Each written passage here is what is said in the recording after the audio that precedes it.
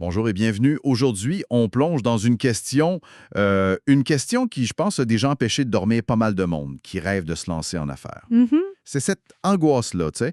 Mon idée, est-ce qu'elle est bonne? Est-ce que quelqu'un va vraiment vouloir de mon produit? On a tous cette peur de passer des mois, des années même, à bâtir quelque chose. Pour que ça fasse un flop monumental. Exactement. Pour se rendre compte que finalement, personne n'en veut. C'est la question fondamentale. Et aujourd'hui, on va vraiment décortiquer ça. L'objectif, c'est pas de juger si une idée est bonne ou mauvaise. C'est de voir le processus pour s'assurer qu'elle est connectée. Connecté à un besoin réel. Voilà. Connectée à un problème réel, tangible. On va voir que la clé, c'est pas d'avoir l'idée du siècle, mais de devenir obsédé par le problème qu'on veut régler. D'accord. Alors commençons par le début. Le gros mythe. L'idée de génie. On imagine toujours qu'il faut inventer quelque chose de complètement nouveau. Oui, la fameuse révélation sous la douche. C'est ça.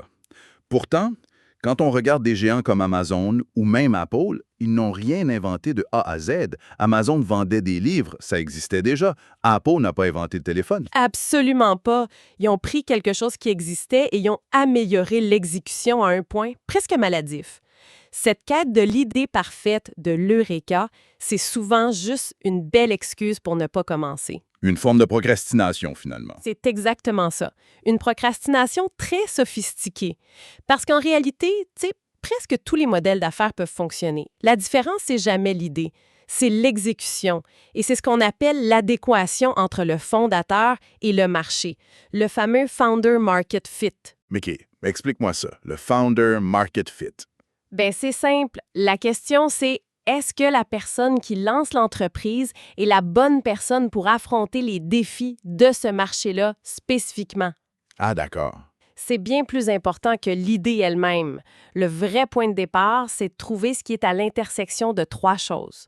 Tes forces, tes passions et ce qui peut générer des revenus.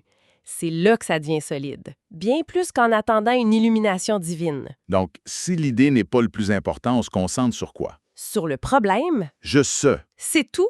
Le travail d'un entrepreneur, c'est de résoudre des problèmes. Il faut complètement changer sa perspective. Passer de « qu'est-ce que je veux vendre » à « quel problème douloureux est-ce que je peux régler pour les gens ». Ça me fait penser à cette histoire, l'analogie de l'entrepreneur qui essaie de vendre des objets neufs dans un marché aux puces. Oui, Et il échoue, évidemment, parce que les gens qui vont là, ils cherchent des antiquités, des trouvailles. C'est le marché qui décide, pas lui. c'est exactement ça. Ce concept-là est central. Un entrepreneur doit devenir un radar à problèmes. Les entreprises qui réussissent le mieux, c'est toujours celles qui s'attaquent à une douleur qui est forte chez le client. Une douleur forte. Oui, plus le problème fait mal, plus les gens sont prêts à payer cher et vite pour s'en débarrasser. Dans le fond, le marketing, à son niveau le plus pur, c'est juste ça.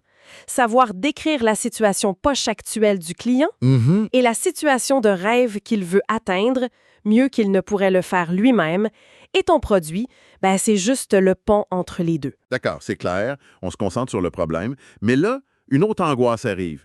Comment on peut être sûr que c'est un vrai problème? Qu'on n'est pas juste en train d'imaginer ça dans notre tête?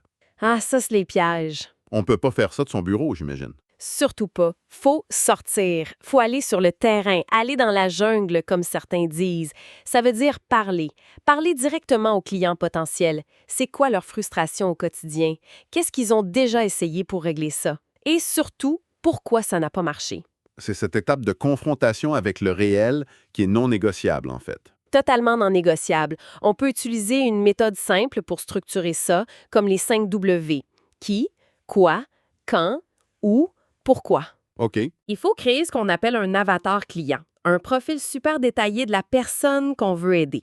Il n'y a pas juste son âge puis où elle habite, tu sais. Non, ça, c'est la version de surface. Exact. On veut connaître ses objectifs profonds, ses peurs, ses croyances qui la limitent, ses échecs passés par rapport à ce problème-là. Une tactique qui est incroyable pour ça, c'est de contacter les gens qui ont abandonné leur panier d'achat sur un site concurrent. Ah ouais? Oui, tu leur demandes pourquoi. Leur réponse, ça vaut de l'or. Et les avis clients chez les compétiteurs, j'imagine? Une mine d'informations, surtout les avis 3 étoiles. Pourquoi 3 étoiles? Parce que les 5 étoiles, c'est souvent juste super et les 1 étoile, c'est une plainte isolée. Les 3 étoiles, c'est là que les gens disent « c'est bien, mais ». Ton opportunité d'affaires, elle est dans le mais. C'est dans le mais, j'aime ça. OK, donc on a une compréhension super profonde du problème, on a parlé aux gens, et là, on bâtit la solution. Mais tu disais que c'est pas juste un produit? Non, jamais. On bâtit une offre. La nuance est cruciale. Prenons l'exemple de, appelons-le Gérard. Il veut lancer une agence en intelligence artificielle. Il est bon techniquement. Il contacte 100 entreprises, sans refus. Ouf! Son réflexe, c'est de se dire « Mon idée est mauvaise, le marché n'est pas prêt. Alors que le problème, c'est pas du tout l'idée. » Pantoute.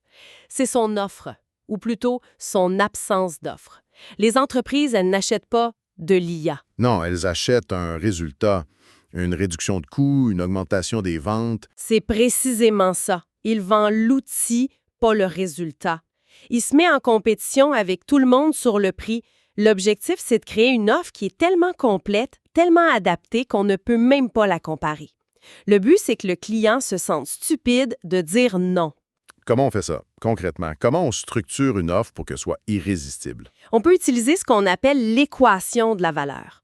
Pour que l'offre soit perçue comme incroyable, il faut augmenter 2 choses et en diminuer 2 autres. OK, je t'écoute. On veut augmenter le résultat de rêve que le client imagine et on veut augmenter sa perception de certitude qu'il va l'atteindre. Résultat et certitude. Exact. Et à l'inverse, on veut diminuer le délai pour y arriver et surtout diminuer l'effort et le sacrifice que ça lui demande. Prenons un exemple. Un coach en perte de poids. C'est un marché ultra saturé. C'est un bon test. Parfait. Un coach qui vend juste un programme de nutrition pour 200 $, c'est une commodité. Maintenant, on applique l'équation. On liste les obstacles du client. J'ai pas le temps de m'entraîner, je déteste faire l'épicerie, j'ai peur d'échouer encore une fois. OK, les freins classiques. Et là, on bâtit une offre qui démolit chaque obstacle, un par un. Au lieu d'un simple PDF, On lui offre une solution clé en main. exact. L'offre irrésistible inclurait par exemple un programme d'entraînement de 20 minutes par jour à la maison. Ça règle le manque de temps. Effort et délai diminué. Pour l'épicerie, une application qui génère la liste d'achats en un clic avec des recettes de 15 minutes. Effort diminué. Encore. Et pour la part de l'échec, on ajoute un accès direct au coach par messagerie, un groupe de soutien et une garantie en béton. Si vous ne perdez pas 5 kilos en 30 jours, on vous rembourse au complet. Et là, la certitude est maximisée. Voilà. Le prix n'est plus de 200 $, c'est peut-être 1000 $. Mais on ne vend plus un programme. On vend la certitude d'atteindre le résultat de rêve avec le moins de friction possible. L'offre devient incomparable. Ce qui est fascinant, c'est qu'on revient au point de départ. La question de notre auditeur, est-ce que mon idée est bonne? C'est la mauvaise question. Totalement. La vraie question, c'est est-ce que j'ai trouvé un problème assez douloureux pour un groupe de gens précis? Et est-ce que je peux bâtir une offre qui rend la solution évidente? C'est exactement la bonne synthèse. Ça transforme le lancement d'entreprise. Ça passe d'un jeu de hasard à une science, presque. Une discipline basée sur la résolution de problèmes. On part du problème, on devient un expert de ce problème et ensuite on bâtit le pont. Le pont le plus solide et le plus rapide possible. C'est beaucoup moins angoissant que d'attendre l'inspiration, non? Beaucoup moins, c'est sûr. Et juste une dernière pensée peut-être. Une mise en garde.